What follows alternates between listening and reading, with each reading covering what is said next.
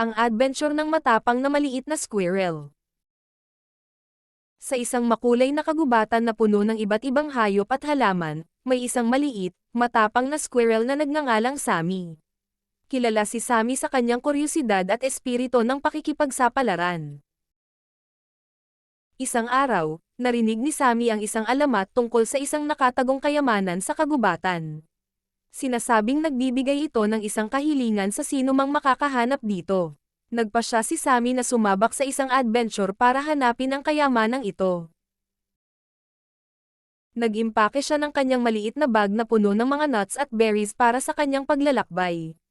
Nagpaalam si Sammy sa kanyang pamilya at mga kaibigan at nagtungo sa kanyang paglalakbay. Sa kanyang paglalakbay, nakaharap siya sa isang malawak na ilog. Sa tulong ng isang mabait na palaka, nalampasan ni Sammy ang ilog. Pagkatapos ay nakaharap siya sa isang matayog na bundok. Tinulungan siya ng isang mabait na agila na lumipad patungo sa ibabaw ng bundok. Nagpatuloy si Sammy sa kanyang paglalakbay at nakarating sa isang madilim na kuweba. Nakilala niya ang isang matalinong matandang kwago na nagpatnubay sa kanya sa loob ng kuweba. Sa wakas, dumating si Sammy sa lokasyon ng kayamanan. Nakita niya ang isang magandang, kumikinang na kahon. Binuksan ni Sammy ang kahon at natagpuan ang isang mahiwagang ginto na acorn. Nagsalita ang ginto na acorn at tinanong si Sammy para sa kanyang isang tunay na kahilingan. Mabuti ang pinag-isipan ni Sammy kung ano ang kanyang tunay na nais. Natanto niya na ang kanyang paglalakbay ay nagdala sa kanya ng maraming kasiyahan at pag-aaral.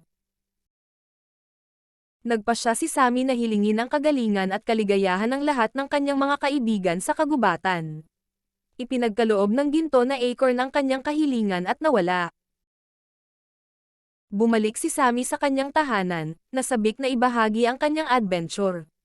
Ikinwento niya sa kanyang mga kaibigan at pamilya ang kanyang paglalakbay at ang kahilingan na ginawa niya. Naantig ang lahat sa kagubatan sa walang pag-iimbot na kahilingan ni Sammy. Ipinagdiwang nila ang kanyang kabayanihan at kabaitan. Naramdaman ni Sammy ang kasiyahan, na natanto na ang tunay na kayamanan ay ang paglalakbay at ang mga kaibigan na ginawa niya sa daan. Mula noon, naging alamat si Sammy sa kanyang kagubatan. Ang kwento ay nagtatapos na ang kagubatan ay nabubuhay ng masaya at mapayapa, lahat dahil sa matapang na maliit na squirrel. Ang katapusan.